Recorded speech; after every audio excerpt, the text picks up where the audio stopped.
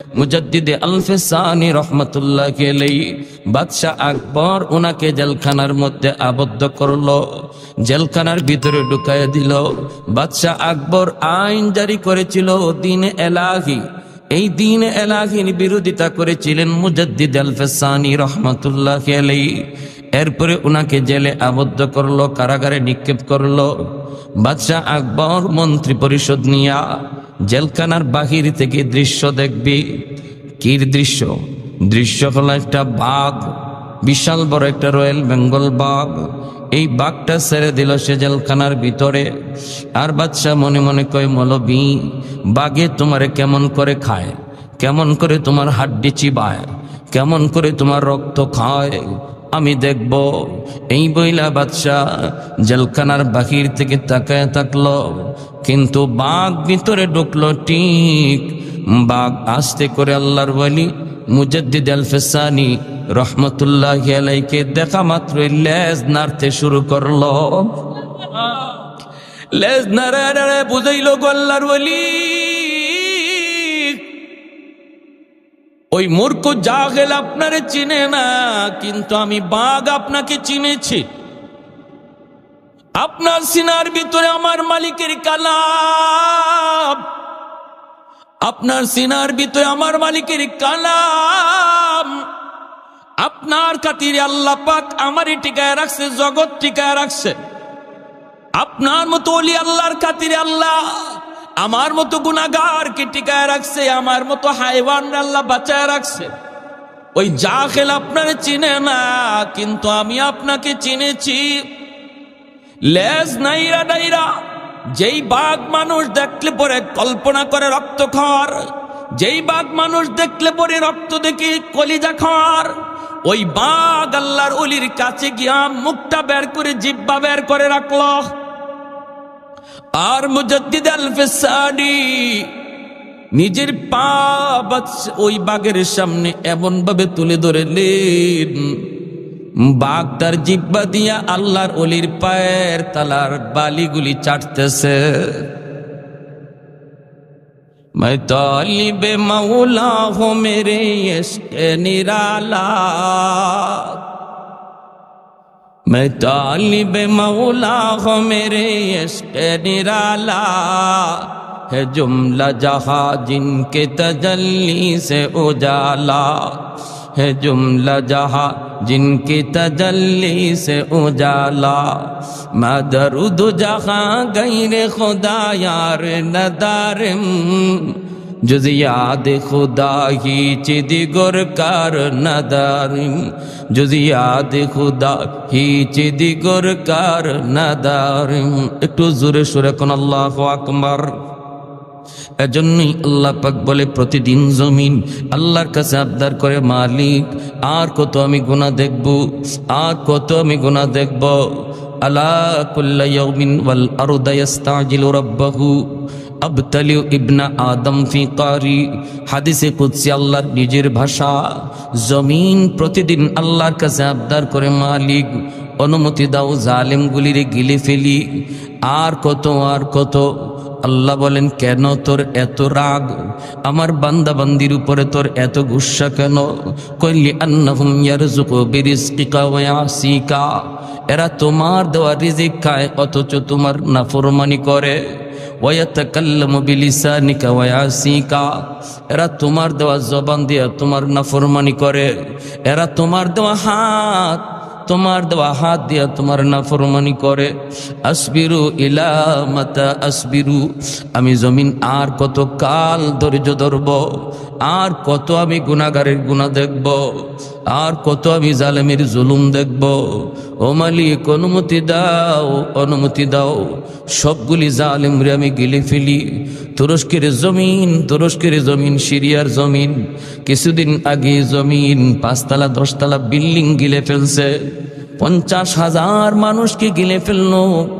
আল্লাহ বলেন, প্রতিদিন পৃথিবীর সমস্ত জমিন এইভাবে আল্লাহর কাছে আবদার করে, মালিক আর সহ্য হয় না।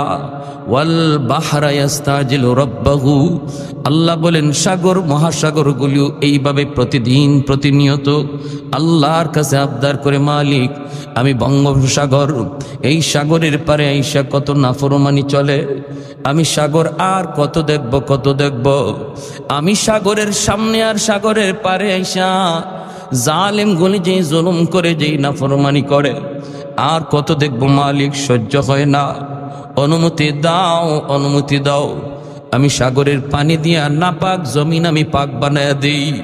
ওয়াল মালাইকাতু ইয়াস্তাজিলু রাব্বাহু, আল্লাহ বলেন ফেরেশতারাও এইভাবে কয়, আল্লাহ আর ভালো লাগে না, শেষ করে দাও। রব্বুল আলামিন ডাক দিয়ে বলেন, চুপ করো চুপ করো, আমি আল্লাহ দেখি জমিনে কেমন অন্যায় হয়, কেমন অত্যাচার হয়, এ জমিন থাম, আমি আল্লাহ দেখি তোমরা যারা এই জমিন ধ্বংস করে দিতে চাও, আমিও দেখি এই জমিনে কেমন গুনাহ হয়, কেমন অত্যাচার হয়, কেমন অপরাধ হয়, এরপরও কেন আমি জমিন ধ্বংস করি না জানুনি? কারণ এই মানুষকে আমি আল্লাহ এত আদর করে বানাইলাম।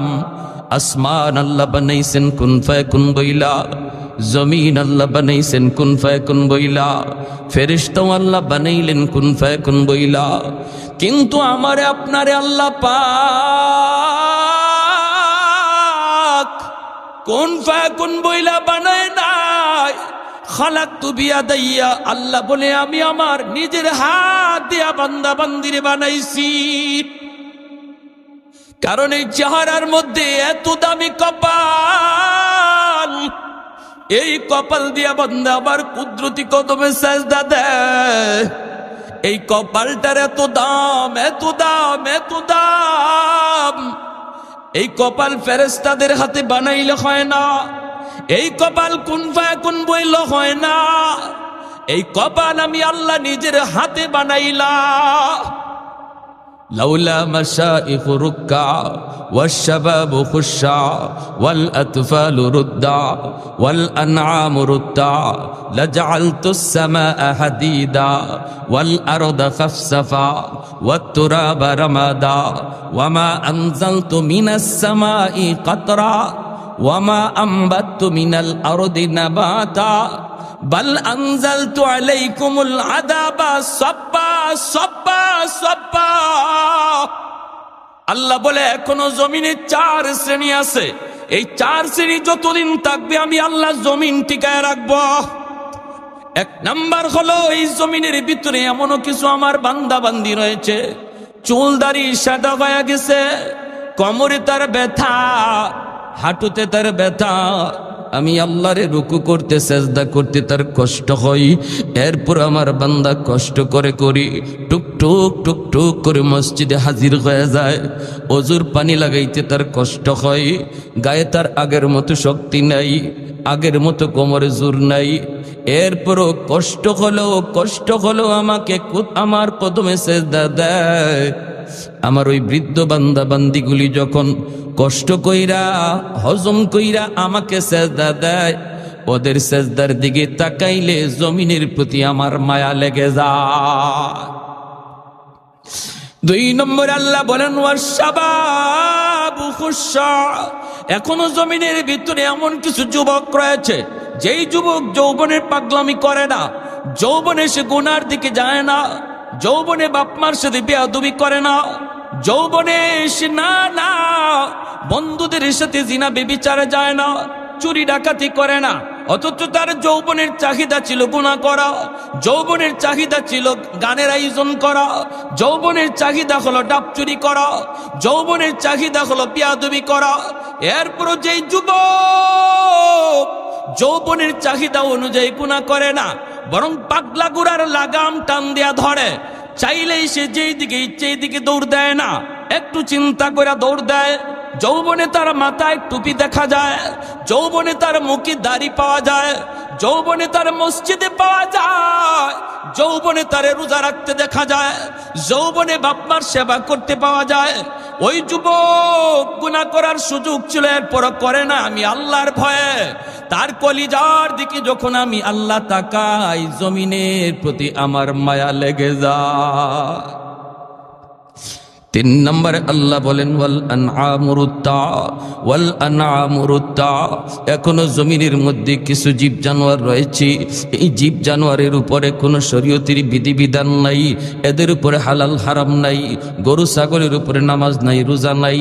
আল্লাহ পাক বলেন মানুষের গুনার কারণে যখন জমিনে আযাব আর গজব আসতে চায়, এই আযাব গজবের ভিতরে গরু ছাগল হাঁস মুরগি গরিব পড়ে যায়, অথচ এদের কোনো অন্যায় ছিল না, এদের কোনো অপরাধ ছিল না। ওদের দিকে তাকাইলেও জমিনের প্রতি আমার মায়া লেগে যায়। ওয়াল আতফালু রুদ্দা, 4 নম্বর আল্লাহ বলেন ঘরে ঘরে এমন কিছু শিশু বাচ্চা রয়েছে, প্রতিটা ঘরে ঘরে কিছু শিশু রয়েছে, যেই শিশুগুলি নিষ্পাপ মাসুম, ওদের উপরে শরীয়তের বিধিবিধান কোনো জারি হয় নাই, ওদের কোনো গুনাহ নাই, অপরাধ নাই। গুনাহ করেছে তার মা, গুনাহ করেছে তার বাবা, গুনাহ করেছে তার বড় ভাই, ওদের গুনার কারণে যখন গজব আসতে চায়, এই বাচ্চাটা গজবের মধ্যে শামিল হয়ে যায়। ওই বাচ্চাটার তো কোনো অন্যায় ছিল না। আল্লাহ বলতেছেন, আল্লাহ কারে শুনাইতেছেন? জমিনে শুনাইতেছেন, সাগর মহাসাগরের পানিরে আল্লাহ শুনাইতেছেন, ফেরেশতাদেরকে আল্লাহ শুনাইতেছেন। এত মায়া, এত মায়া আমার আপনার প্রতি আল্লাহ পাকের। আল্লাহ কই জমিন শুন, ওই শিশু বাচ্চাগুলি যখন ঠোঁট ভাঙ্গা আমি আল্লাহর কাছে কান্দি, তার কান্নার দিকে তাকাইলো এই গুনাহগার জমিনের প্রতি আমি আল্লাহর মায়া লেগে যায়। অতএব বাচ্চাগুলিরে মারবেন না, বাচ্চাগুলিরে ধমক দিবেন না, বাচ্চাগুলিরে বকাবকি করবেন না। বাচ্চারা দুষ্টামি করবি, বাচ্চারা ফেরেশতার মতো। এই বাচ্চার উসিলায় আল্লাহ তোমাকে আমাকে বাঁচাইয়া রাখছি, এই বাচ্চার উসিলায় আল্লাহ তোমারে আমারে খাওয়াইতেছি। এজন্যই ভাইয়েরা মনে রাখবা, যুবক যৌবনে আল্লাহর গোলামি করবি, বৃদ্ধ বয়সে আল্লাহ তারে ঘরে বসাইয়া তারে ইবাদতের পেনশন আল্লাহ দিবে। এই কথা আল্লাহ পবিত্র কুরআনুল কারীমের সূরাতুত তিনের মধ্যে 4টা কসম খেয়ে আল্লাহ বলেছেন, ওয়াত-তিন ওয়াজ-যাইতুন ওয়া তুরি সিনিন ওয়া হাযাল বালাদিল আমিন। আল্লাহ বলেন 4টা জিনিসের কসম খেয়ে আমি আল্লাহ বললাম, মানুষ তোমারে আমি আল্লাহ বড় আদর করে বানাইছি, সম্মানী করে বানাইছি, সবচেয়ে সুন্দর করে তোমারে বানাইছি। কিন্তু এই মানুষ যখন বৃদ্ধ হয়ে যায়, মানুষের কাছে তার দাম কমে যায়, ঘরের কাছে তার দাম কমে যায়, স্ত্রীর কাছে তার মূল্য কমে যায়, সন্তানের কাছেও তার দাম কমে যায়। মানুষেরা কই আমি এখন বৃদ্ধ হয়ে গেছো, আগের মতো ধমক দিও না। সন্তান কয় আব্বা কম কথা কও, এখন আগের মতো আর তুমি বুঝো না। স্ত্রীও কয় স্বামী গো, সিদ্ধান্ত সন্তানের দিকেই তাকাও, আগের মতো তোমার আর এখন শক্তি নাই, এখন আগের মতো কোনো বুদ্ধিও নাই। আল্লাহ পাক রব্বুল আলামিন কয় বান্দা, যখন তোমার দাম সবার কাছে কমে যায়, যদি তুমি যৌবনে আমি আল্লাহর গোলামি করো, তখন বৃদ্ধ বয়সে আমি আল্লাহর কাছে তোমার দাম বাড়তে থাকে। আমি আল্লাহর কাছে তোমার দাম বাড়তে থাকে কেমনে? আল্লাহ বলেন, ইল্লাল্লাযীনা আমানু ওয়া আমিলুস সালিহাত ফালাহুম আজরুন গায়রু মামনুন। যৌবনে তুমি যত আমল করেছো, সবগুলি আমল বৃদ্ধ বয়সে আমি আল্লাহ জারি রেখে দিব, জারি। সুবহানাল্লাহ, জোরে বলেন। ঘরে নামাজ পড়েছে আল্লাহর বান্দা, মসজিদে যাইতে পারে না, কারণ তার কোমরে ব্যথা, মাথা ঘোরায়, বের হলে অ্যাক্সিডেন্টের ভয়, শরীর উজরের কারণে যখন বৃদ্ধ বয়সী আল্লাহর কোন গোলাম ঘরে নামাজ আদায় করে, রব্বুল আলামিন বলেন, এই ফেরেশতারা আমার বান্দার আমল নামায় ঘরে নামাজের সওয়াব তোমরা উঠায়ও না, একটু পরে উঠাও। যৌবনের ফাইলটা আমি আল্লাহরে দেখাও, যৌবনের ফাইলটা আমি আল্লাহরে দেখাও। আল্লাহর সামনে যখন যৌবনের ফাইলটা হাজির করা হয়, আল্লাহ নিজেই ফাইলটা উল্টা এখন ফেরেশতারা দেখ, আমার বান্দার গায়ে যতদিন শক্তি ছিল সে মসজিদে গিয়ে নামাজ পড়ছে, আজ আমি আল্লাহ তার শক্তি কেড়ে নিয়েছি, আমি আল্লাহ তারে বৃদ্ধ বানাইছি। যদি আগের মতো এখনো গায়ে শক্তি থাকতো, আজও আমার বান্দা মসজিদে যাইতো। আগের মতো গায়ে যদি শক্তি থাকতো, আজও মসজিদে যাইতো। অতএব তার আমল নামায় ঘরে নামাজের সওয়াব না, বরং যৌবনে জামাতের সওয়াব লিখে দাও। দেখ আমার বান্দা কোরআন নিয়ে পড়ছে কিন্তু পড়তে পারে না, তার চোখে পাওয়ার নাই, কোরআনের হরফ দেখে না। এই ফেরেশতারা আমার বান্দার যৌবনের ফাইলটা দেখাও। যৌবনের ফাইলটা দেখায় আল্লাহ কইব, দেখ ফজরের পরে তার কোরআন তেলাওয়াতের আমল, মাগরিবের পরে তার কোরআন তেলাওয়াতের আমল, প্রতিদিন কোনো না কোনো একটা ইমেশে কোরআন নিয়ে বসতো, 1 পৃষ্ঠা 2 পৃষ্ঠা কোরআন পড়তো। আজ আমি আল্লাহ তার চোখের পাওয়ার কেড়ে নিয়েছি, এজন্য সে কোরআন পড়তে পারে না। এই ফেরেশতারা শুন, আমার বান্দা যদিও কোরআন পড়ে না, তবু যৌবনের ধারাবাহিক তেলাওয়াতের সওয়াব আমল নামায় লিখে দাও। এত দামি আল্লাহ বানায়, এত দামি দুনিয়ার সরকার পেনশন দেয় ঘরে বসাইয়া, আর আল্লাহ ওই যুবককে বৃদ্ধ বয়সে ঘরে বসায় ইবাদতের পেনশন দেয়। আরেকটু জোরে কন্যা সুবহানাল্লাহ। ইবাদতের পেনশন দেয় কে? আরেকটু জোরে বলেন কে? এ যুবক জুন্নুন মিসরি রহমাতুল্লাহি আলাইহি, আল্লাহর বহুত বড় একজন ওলি। নদীর কিনারে তিনি দাঁড়ায় আছেন। হঠাৎ করে আল্লাহর ওলি দেখেন নদীর কিনারের মধ্যে একটা বিচ্ছু দাঁড়ায় রইছে। এই বিচ্ছুটা নদী পার হতে চায়, কিন্তু কেমন করে নদী পার হবে? কোনো নৌকা নাই, কোনো খেয়া নাই, কেমন করে বিচ্ছু পার হয়? হঠাৎ করে আল্লাহর ওলি দেখেন পানির নিচ থেকে একটা কচ্ছপ পানির উপরে ভাসলো, আর কচ্ছপটা নদীর কিনারে আসলো। বিচ্ছুটা লাফ দিয়ে কচ্ছপের পিঠে বসলো, আর কচ্ছপ বিচ্ছুটারে খেয়া হইয়া নদী পার করা দিল। এইবার জুন্নুন মিসরি কয়, মালিক তোমার কুদরতে তুমি বিচ্ছুরে নদী পার করে দিছো। আল্লাহ, আমারও নদী পার হতে মন চায়, আমি একটু দেখতে চাই বিচ্ছু কোন দিকে যায়। কেন তুমি এইভাবে বিচ্ছুরে নদী পার করাইলা? আমারও তুমি নদী পার করাও। আল্লাহ পাক রব্বুল আলামিন তার ওলির অন্তরে ইলহাম করলেন, হাতের জায়নামাজ পানিতে বিছায়া দাও। আরেকটু জোরে কন্যা সুবহানাল্লাহ।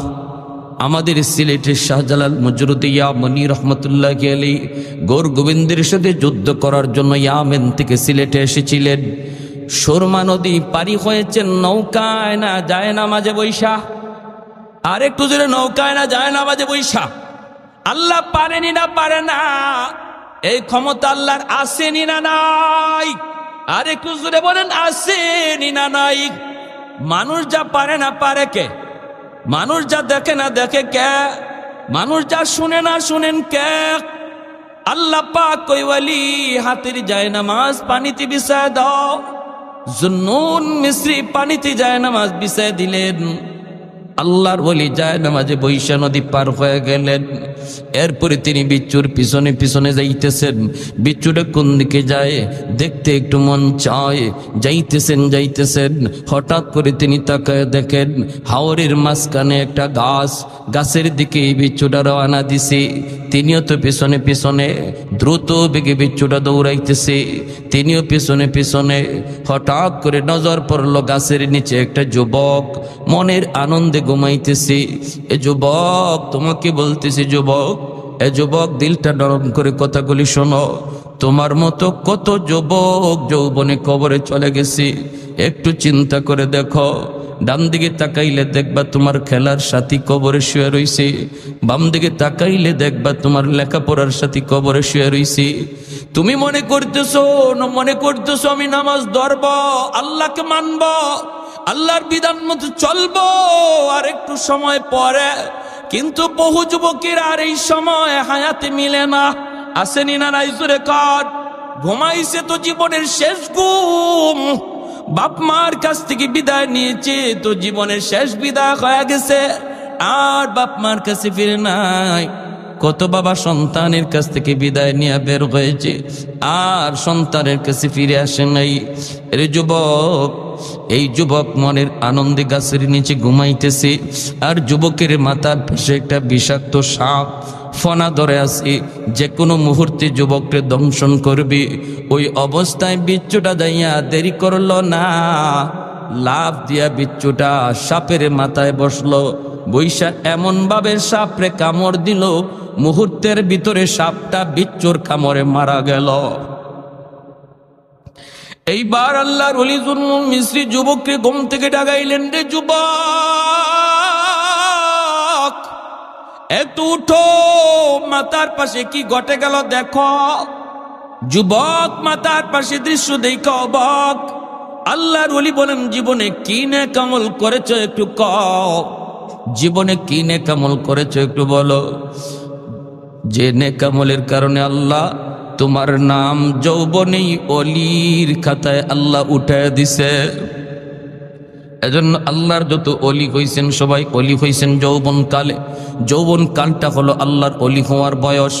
এই পৃথিবীতে যত আল্লাহর অলি অতিবাহিত হয়েছেন সবাই অলির খাতায় নাম লেখাইছেন বুড়া বয়সে না, বরং যৌবন কালে। আল্লাহু আকবার। যৌবন কালে অলির খাতায় নাম লেখাইছেন, কারণ যৌবনে ইবাদত আল্লাহর কাছে বেশি প্রিয়। লা ওয়ারআ কাল কাফি, লা ওয়ারআ কাল কাফি। আল্লাহর নবী রহমতের নবী বলেন, যেই বয়সে গুনাহ করার শক্তি ছিল এরপরও করে না, যেই বয়সে চুরি করার ক্ষমতা ছিল এরপরও করে না, আল্লাহর ভয়ে ওই মানুষটা তোমাদের মধ্যে আল্লাহর ওলি হইয়া যা।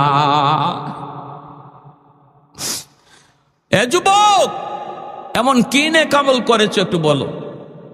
যুবক তখন বলতেছে, আল্লাহর ওলি গো, আমার তো এত কিছু নেক আমল মনে পড়ে না, তবে যদ্দূর মনে পড়ে আমি একজন রাখাল, মানুষের গরু রাখালি করি, উট রাখালি করি, বেড়াদম্বা রাখালি করি।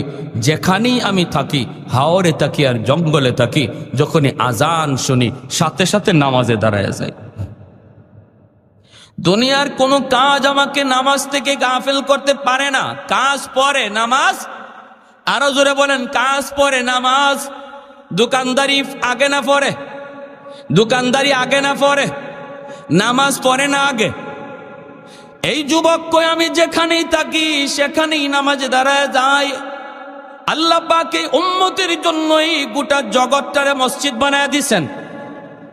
আগের কোন উম্মত হাওরে নামাজ পড়লে নামাজ হতো না, আগের কোন উম্মতের জন্য জঙ্গলে নামাজ পড়লে নামাজ হতো না, নির্দিষ্ট জায়গায় আইসেই নামাজ আদায় করতে হতো। কিন্তু আমার আপনার নবী, মায়ার নবী আল্লাহর কাছে আবদার করলেন, মালিক, এই যদি হয় তোমার সিদ্ধান্ত, তাহলে আমার আখেরি উম্মতগুলি তারা কেমনে নামাজ আদায় করবি? আমি নবী তো চলে আসব, আমার উম্মতের উলামায়ে কেরাম তারা তো আমি নবীর দায়িত্ব নিয়া তারা তো দেশে দেশে ঘুরবে, দেশে বিদেশে ঘুরবে। এমনও তো আছে আমার একজন উম্মত আলেম না, কিন্তু আমার একটা হাদিস জানছি, এটা জানানোর জন্য সে আরেক দেশে রওনা দিছি। সে তখন বিমানে, সে তখন জাহাজে, মালিক নির্ধারিত জায়গায় নামাজ পড়লেই যদি নামাজ হয়, আমার উম্মতের হালত কি হবে? এমনি আল্লাহকে, বন্ধু আমি আল্লাহ তোমার উম্মতের জন্য গোটা জগৎ মসজিদ বানায় দিলাম। যেখানেই দাঁড়াবে ওই জায়গাটাই মসজিদ হয়ে যাবে, যেখানেই দাঁড়াবে সেখানে আমি আল্লাহ নিজে হাজির হয়ে যাব। এই মেরাজের মাস গেল, মেরাজের মাস শাবান মাস শুরু হয়ে গেল। আল্লাহর পক্ষ থেকে স্পেশাল যে পুরস্কার হাদিয়া আনছেন সেটা হলো নামাজ। কোন কথা কইয়া কই, মালিক আমি তো তোমার সাথে দেখা করলাম, কিন্তু আমার উম্মত তোমার সাথে দেখা করবে কেমনে, কথা বলবে কেমনে? আল্লাহ আমি তো কথা বললাম, উম্মত কেমনে কথা বলবে? আল্লাহ কয়, বন্ধু আমি আল্লাহর কাছে আইসো উম্মতের কথা ভুললা না, জানি তুমি উম্মতের কথা আমার কাছে কইবা, এজন্য আমি আল্লাহ একটা ব্যবস্থা করে দিছি, নামাজ। আসসালাতু মিরাজুল মুমিনিন। তোমার উম্মত যখন নামাজে দাঁড়াবে তখনই আমি আল্লাহর সাথে তার কথা হবে। যখনই এজন্য নামাজে দাঁড়ায় আমরা বলি আলহামদুলিল্লাহ, সমস্ত প্রশংসা আল্লাহর। আল্লাহ তখন নিজের পরিচয় দেন না, পরিচয় না দিয়ে আল্লাহ বলে, কার প্রশংসা তুমি করতেছ? কয় লিল্লাহ। আল্লাহ তখন নামাজিরে প্রশ্ন করে, মানিল্লাহ, কে তোমার আল্লাহ? কয় রব্বুল আলামিন। আল্লাহ তখন কয়, মানির রব্বিল আলামিন, কে তোমার রব? কয় আর রহমান। আল্লাহ বলেন, মানির রহমান, কে তোমার রহমান? নামাজি তখন কয় আর রাহিম, তিনি হলেন রহিম। আল্লাহ আবারও কয়, কে তোমার রহিম? মানির রাহিম। কয় মালিক ইয়াউমিদ্দিন, যিনি কিয়ামত দিবসের মালিক। এতগুলি প্রশ্ন আল্লাহ নামাজিরে করলেন, জবাব নামাজি নামাজের মধ্যে দিল, অথচ নামাজি কে প্রশ্ন করে তারে চেনে না, আর আল্লাহ তার পরিচয় তারে দেন না। যখনই কয় মালিক ইয়াউমিদ্দিন, কিয়ামত দিবসের মালিক, তখনই আল্লাহ পাক রব্বুল আলামিন নিজের পরিচয়টা দিয়া দেয়। আল্লাহ কয়, রে বান্দা শুন, এতক্ষণ পর্যন্ত যারে তুমি আল্লাহ কইছো, যারে তুমি রব কইছো, যারে তুমি রহমান কইছো, যারে তুমি রহিম কইছো, যারে তুমি মালিক ইয়াউমিদ্দিন কইছো, আমি সেই আল্লাহ, আমি সেই রব। জোরে বলি সুবহানাল্লাহ। তখন বান্দা আল্লাহর পরিচয় পাইয়ে আল্লাহর কাছে ডাইরেক্ট কয়, ইয়্যাকা না'বুদু ওয়া ইয়্যাকা নাস্তাঈন। এতক্ষণ চলছে থার্ড পারসনে, আল্লাহর সাথে কথা হয়েছে থার্ড পারসনে, এখন আইছে আমার ভাইয়েরা সরাসরি, এখন সরাসরি কথা চলছে সেকেন্ড পারসনে। আল্লাহরে কয়, ইয়্যাকা না'বুদু ওয়া ইয়্যাকা নাস্তাঈন, আমি তোমার ইবাদত করি, তোমার কাছে সাহায্য চাই, আমি তোমারই ইবাদত করি, তোমার কাছে সাহায্য চাই। আল্লাহ পাক তখন খুশি হয়ে বলে, বান্দা আমি তোমার উপরে খুশি, কি চাও বলো? কয় ইহদিনাস সিরাতাল মুস্তাকিম, আল্লাহ তোমার কাছে আমি জান্নাতের রাস্তা চাই। এজন্য ভাইরা বন্ধুরা, যুবক ডাক দিয়া কয়, আল্লাহর ওলি গো, আমি যেখানেই থাকি সেখানেই নামাজে দাঁড়ায় যাই। এ যুবক, যৌবনে আল্লাহর ওলি হওয়ার একটা বিশেষ আমল, নামাজের ভিতরে কোনো কমতি রাখা যাবে না। যৌবনে আল্লাহর ওলি হওয়ার একটা উল্লেখযোগ্য আমল, যৌবনে পাক্কা নামাজি হওয়া।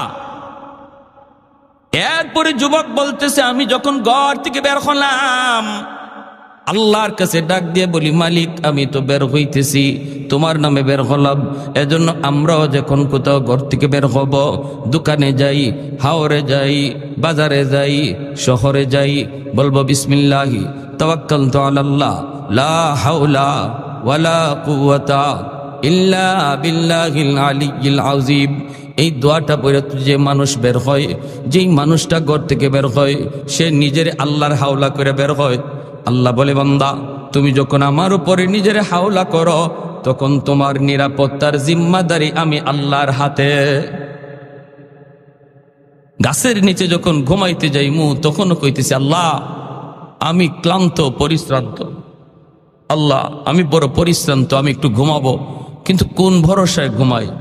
আল্লাহ এখানে যদি আমারে কোনো জীব জানোয়ারে ক্ষতি করে, বাঁচানোর কেউ নাই, আপন বলতে কেউ নাই। আল্লাহ একমাত্র আমি তোমার হাওলা করলাম, আল্লাহ তোমার উপরে ভরসা করলাম। আল্লাহ বলে, ওয়া মান ইয়াতাওয়াক্কাল আলাল্লাহ ফাহুয়া হাসবু, বান্দা আমার উপরে তুমি যেই পরিমাণ ভরসা রাখবা, আমি তোমার সাথে ওই পরিমাণ লেনদেন করব। ভরসা আমরা আল্লাহর উপরে করব 50% না 100%? জোরে বলেন, 50 না 100% ভরসা যখন আল্লাহর উপরে করব, আমার আপনার জিম্মাদারিও আল্লাহ 100% নেবেন। আমাদের ইয়াকিনে দুর্বলতা, আমরা আল্লাহর উপরে 100% ইয়াকিন আনতেই পারি না, করতে পারি না। যারা করছে তারা ফল পাইছে। ওই যুবক 100 ভরসা আল্লাহর উপরে করছে, বিধায় যখন সাপ আসছে তারে মারতো, আল্লাহ নদীর ওই পার থেকে বিচ্ছুরে পাঠাইছে, যা যেই সাপ আমার ওই যৌবনকালে যে আমার অলির খাতায় নাম লেখাইছে তার ক্ষতি করতে চায়, তুই যে সাপরে মার। আল্লাহর কুদরতে নদীর ওই পার থেকে বিচ্ছু আইসা সাপরে কামড় দিয়া মাইরা যুবকের হেফাজত আল্লাহ করলেন। সুবহানাল্লাহ, জোরে কর। এজন্যই ভাইয়েরা মনে রাখবেন, আল্লাহ পাক কয়, ওই যুবকগুলি যতদিন জমিনে থাকবে আমি আল্লাহ আযাব গজব থেকে জমিনে হেফাজত করব। এই যুবকের কলিজে আল্লাহর ভয় কেমনে আইছে? কই মাদ্রাসা আছে বিদায়, উলামায়ে কেরামের মেহনত আছে বিদায়, মুরব্বী মানুষ এখনো বৃদ্ধ বয়সে আল্লাহর কদমে সেজদা দেয়, আল্লাহকে চিনে, আল্লাহ আল্লাহ জিকির হয়। কেন হয়? কারণ সমাজে এখনো আল্লাহ নামের পরিবেশ আছে, ঠিক না? এখনো মাদ্রাসা আছে, উলামায়ে কেরামের হরকত আছে, উলামায়ে কেরামের মেহনত আছে। উলামায়ে কেরামের মেহনত যতদিন থাকবে, জমিনের মানুষ ততদিন আল্লাহ আল্লাহ জিকির করবে। মাদ্রাসা যতদিন থাকবে ততদিন আল্লাহ বলার পরিবেশ থাকবে। আর আল্লাহ পাক তখন আসমান জমিনকে আল্লাহর রহমত দ্বারা বাঁচায় রাখবে। আর যতদিন মাদ্রাসা থাকবে না, যেদিন মাদ্রাসা থাকবে না, আলেম ওলামা থাকবে না, ওই দিন আল্লাহ জমিনও রাখার কোনো চিন্তা করবেন না।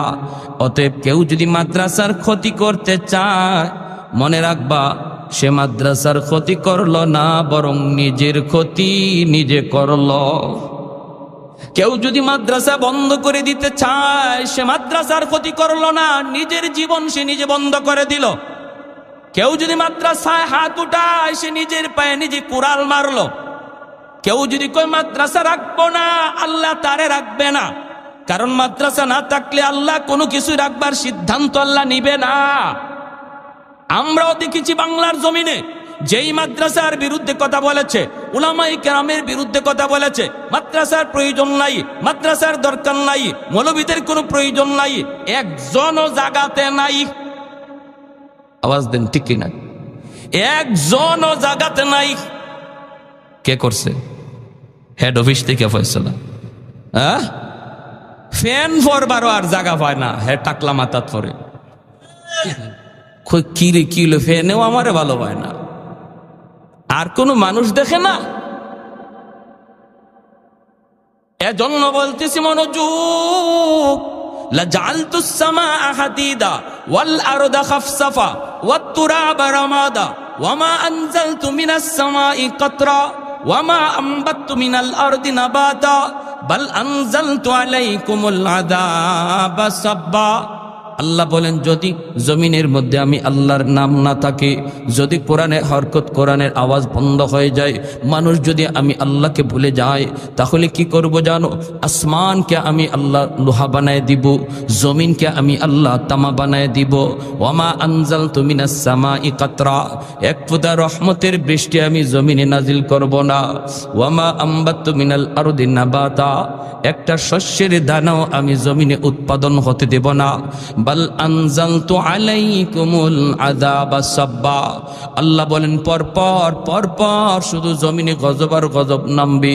অতএব যুবক, একটু মনোযোগ দিয়ে খেয়াল করে শোনো। আমার নবী রহমতের নবীর সামনে একটা যুবক, বনু তামিম গোত্রের যুবক হাজির হয়ে কাঁদতেছে। এ যুবক, একটু মনোযোগ দিয়ে দিলের কান দিয়ে কথাগুলি শোনো।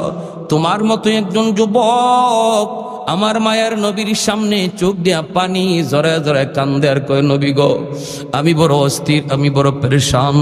বনু তামিম গোত্রের যুবক, মদিনা শরীফের একটা উল্লেখযোগ্য গোষ্ঠীর নাম বনু তামিম। নবী বলতেছেন, যুবক কেন কান্দ? কই, নবী গো, আমি কান্না করি এজন্য, আল্লাহ এতদিন পর্যন্ত আমাকে সম্পদ দেয় নাই। আল্লাহ পাকের মর্জি, সম্পদ দেয় কে? জোরে বলেন, একটু জোরে বলেন কে?